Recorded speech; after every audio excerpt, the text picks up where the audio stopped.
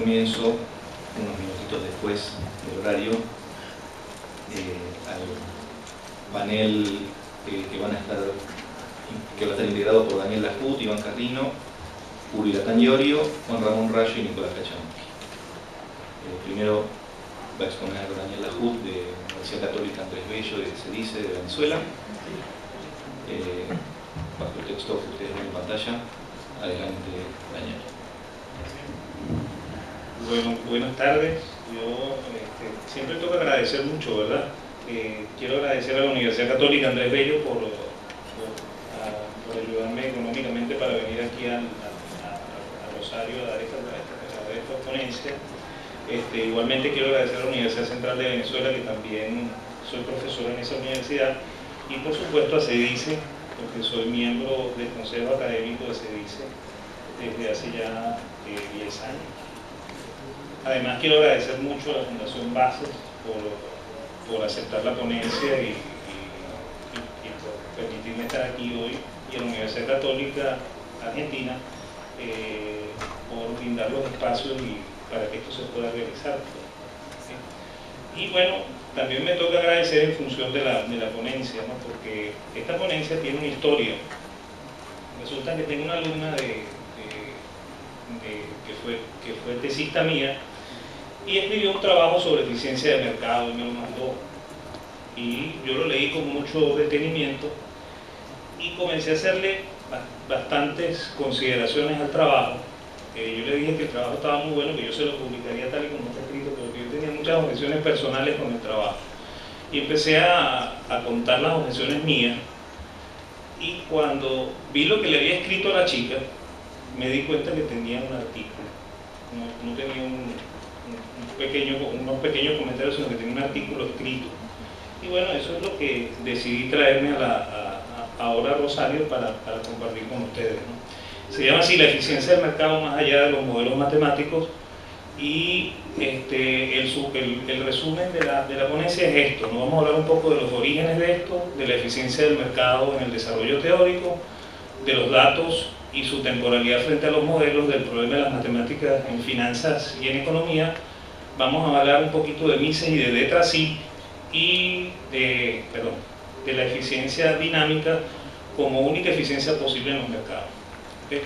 Bueno, primero los orígenes. ¿Okay? El tema de eficiencia de mercado se desarrolló la primera vez que se puso esto, lo puso Louis Bachelier en el año 1900, en una tesis francesa. Y hay una cosa curiosa, ¿no? Louis Bachelier es el hijo del embajador venezolano en la época del general Antonio Guzmán Blanco en Francia. Es curioso, ¿no? Yo revisando qué fue lo que hizo este chico, me encontré con que era el hijo del embajador venezolano en el siglo XIX en Francia. ¿Okay? Bueno, él sencillamente trató de explicar el mercado bursátil y la especulación con un modelo que se conoce con el nombre de random walking, o caminar del marino ebrio. Se le conoce así a ese modelo, y es un modelo bien curioso que sale de la biología y de la física, y lo que trata es de explicar cómo se comporta una partícula de polen en el vidrio de un microscopio en un medio acuoso. O sea, además de que es una cosa de las ciencias naturales, es una cosa artificial de las ciencias naturales, ¿no? Y así trata de explicar cómo se comportan los mercados, ¿no? Por supuesto, el señor quien escribió esto para la biología era de apellido Brown, y por eso se conoce también a la caminata aleatoria con el nombre de movimiento browniano. ¿Okay?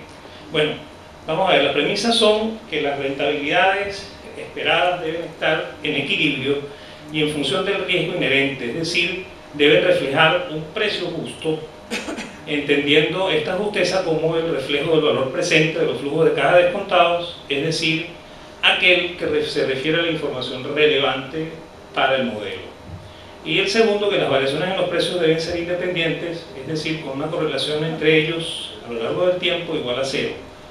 Este es el fundamento para que los precios obedezcan a un comportamiento aleatorio, y además que las rentabilidades históricas no tengan ninguna influencia sobre las rentabilidades futuras. ¿Okay?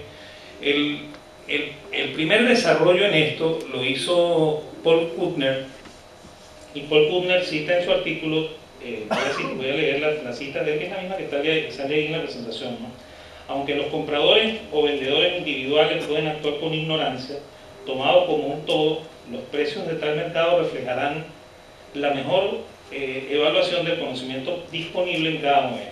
Si un grupo sustancial de inversores pensara que los precios son demasiado bajos, sus compras forzarían los precios al alza. La inversa también sería cierta para los compradores. En este ámbito, las únicas variaciones de precios que podrían ocurrir serían las resultantes de la nueva información.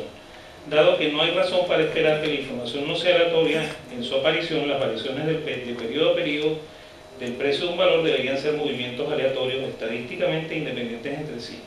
El nivel de precios, bajo las condiciones, describiría lo que los estadísticos denominan un recorrido aleatorio y los físicos un movimiento browniano. La afirmación de Kuttner es bastante interesante, pero hay que detenerse a interpretarla un poco, ¿no? A la luz de la teoría. Es cierto que los inversionistas pueden actuar con ignorancia frente al mercado, y si lo hacen es por una de dos razones. La primera, que probablemente fueron exitosos en una vez anterior por haber hecho lo mismo y están experimentando de nuevo en la creencia de que van a obtener el mismo resultado, o están actuando por primera vez creyendo que es una actitud que se debe asumir en la inversión financiera. Pero no todos los inversionistas actúan de esta manera. Hay algunos, probablemente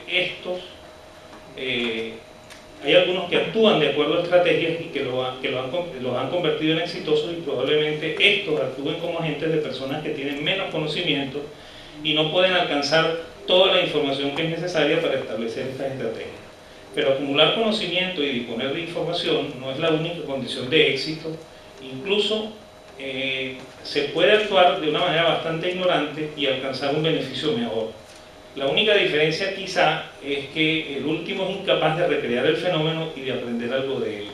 Eso sí, el estudioso puede perder tantos recursos monetarios propios o ajenos en el error que lo conduciría a no poder recuperarse y perder su credibilidad ante los principales en una relación de agencia. Entonces, es importante definir qué es el gerente de una cartera. Es importante definir que el gerente de una cartera actúa como un empresario en un ambiente de cambios constantes e impredecibles, y para subsistir debe tener una especial creatividad, así como una habilidad adaptativa que lo hace altamente especializado. Esta perspicacia es mucho más compleja en los mercados de inversión debido a que su ambiente de incertidumbre está acrecentado frente al mundo de los mercados de bienes del orden cercano al consumo. Los precios pueden parecer bajos, sin embargo, eso no ocasionaría per se el alza. Deben presentarse toda una gama de fenómenos que deben ser analizados por los inversionistas para que sus expectativas cambien, haciéndose positivas y conduciendo al mercado a un proceso de alza sostenida. Incluso esta alza puede ocasionarse sin que signifique un cambio en la expectativa del mercado, porque quienes están en el mercado con posiciones cortas deciden cubrir dichas posiciones temporalmente. Si esto conduce a una situación en la que los compradores superan los vendedores, se experimentará, al menos de una manera momentánea, una recuperación en los precios. Sin embargo, como la expectativa de largo plazo no ha cambiado, el mercado retornará a su condición bajista, y por supuesto las condiciones similares, pero en sentido contrario, llevarían a una reacción alcista en los precios.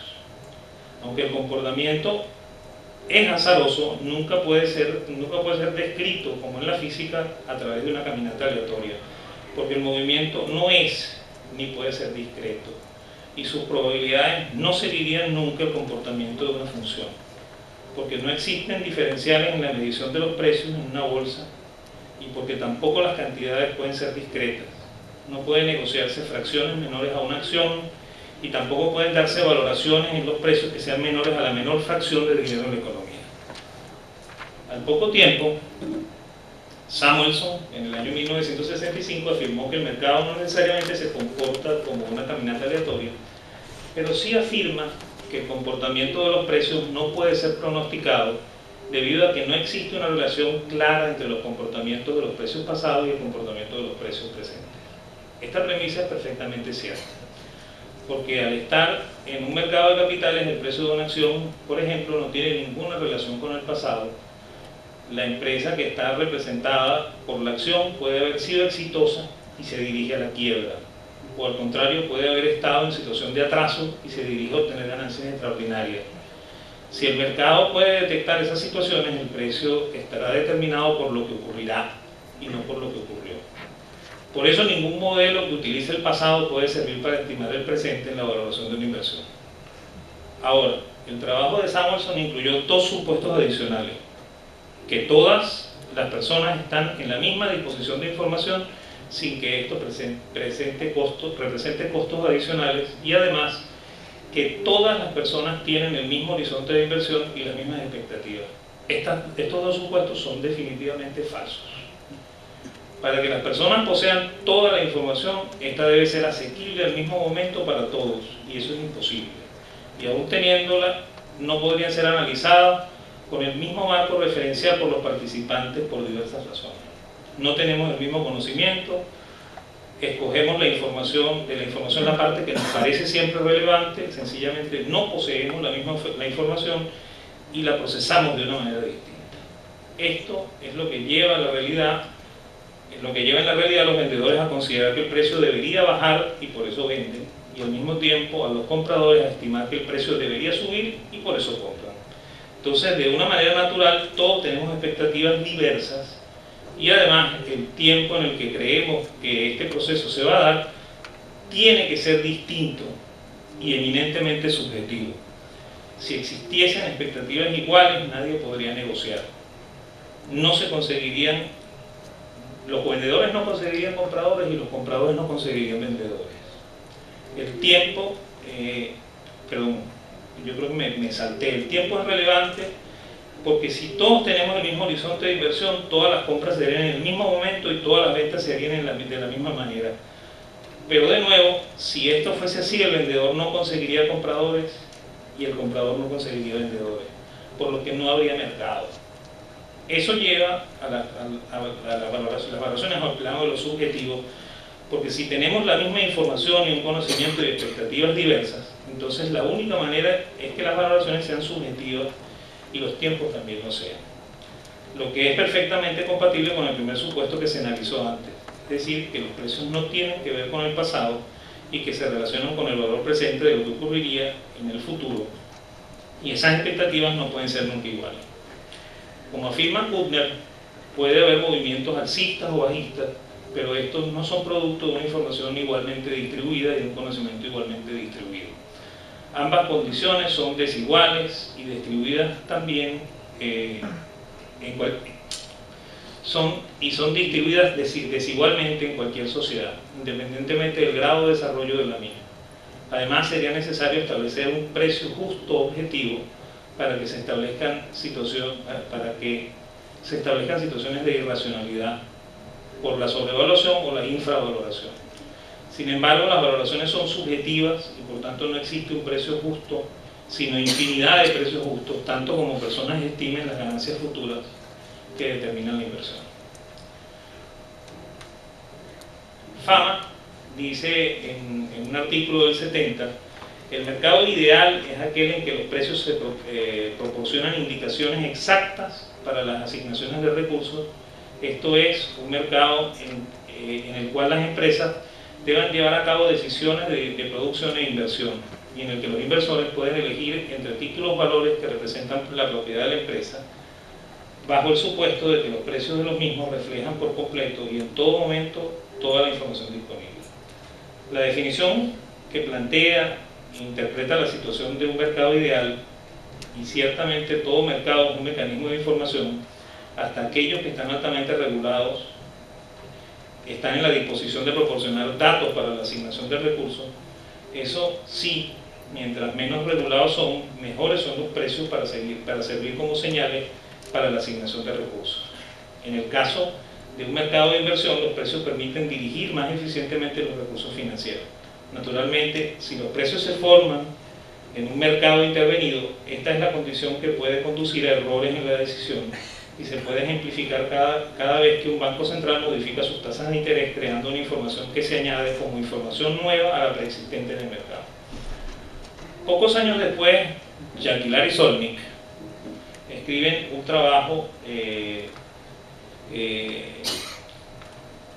describiendo el mercado eficiente como aquel mercado que incluye instantáneamente las consecuencias de los acontecimientos pasados y refleja en forma precisa las expectativas expresadas sobre los acontecimientos futuros. Así, el precio de un bien financiero es en todo momento una buena estimación del valor intrínseco. Todo lo antes expuesto se puede interpretar así. En un mercado eficiente, el precio del mercado de las acciones representa una buena estimación del valor real de la empresa, y además de ese mercado existe competencia entre los inversores, lo cual trae como consecuencia que cada acción refleje su precio justo de acuerdo con las características de rentabilidad y riesgo. ¿Okay? Robert Hardy, que es el siguiente trabajo que vamos a citar, fue el primero en presentar una clasificación de lo que universalmente se conoce como eficiencia fuerte, semifuerte y débil. Eso lo hizo para un seminario que él dirigía en la Universidad de Chicago. ¿Okay? Y yo comento brevemente ese trabajo diciendo que para probar que exista de alguna manera alguna forma de eficiencia sería necesario probar que existe información privilegiada y debe haber la manera de medirla, por lo que no existe método estadístico con el cual enfrentar ese contraste. Aunque existan normativas que pretenden clasificar ese tipo de actuaciones en el mercado, de hecho, la información privilegiada no es eficiente si no es compartida, porque si el inversionista no posee la información privilegiada, compra si el inversionista que posee la información privilegiada compra y mantiene en secreto, eso tampoco afecta a los precios y por tanto no debería sacar ventaja. Aparte de la teoría conspirativa, porque la compra enviaría una señal de algo que debe saber que no sabemos nosotros, y por eso es que ese señor está comprando, hay un problema adicional que no se toma en cuenta en esos modelos, y es el de la temporalidad de la data. Resulta que en los mercados hay 4 tipos de indicadores, según lo que yo creo, ¿no? Hay unos indicadores que se llaman económicos, que son normalmente rezagados, y ahí se incluyen todos los agregados macroeconómicos y monetarios, y la razón del por qué son rezagados es porque se presentan con posterioridad al hecho en el cual ocurren los fenómenos. ¿Okay? Y solamente me sirven en todo caso para demostrar que algo pasó. Los datos financieros, que generalmente son producidos instantáneamente por los mismos mercados, que son las tasas de interés, los tipos de cambio, y que esos no hay que esperar nada para darse cuenta de lo que está pasando, y técnicamente están ocurriendo día a día en el momento en el mercado. Hay unos datos también financieros, pero que los llamamos contables, ¿sí?, que se corresponden con los cierres económicos de las empresas, y esos también tienen rezagos. ¿Sí? Y hay unos datos que podríamos llamarlo como información extracontable y extraeconómica, y los inversionistas, como empresarios especuladores, observan su entorno y de él sacan señales que les permiten establecer las situaciones en que se vivirán en el futuro. Esos datos son eminentemente personales, tácitos, subjetivos, y no pueden ser cuantificables bajo ningún modelo. Como se observa, hay un problema de temporalidad.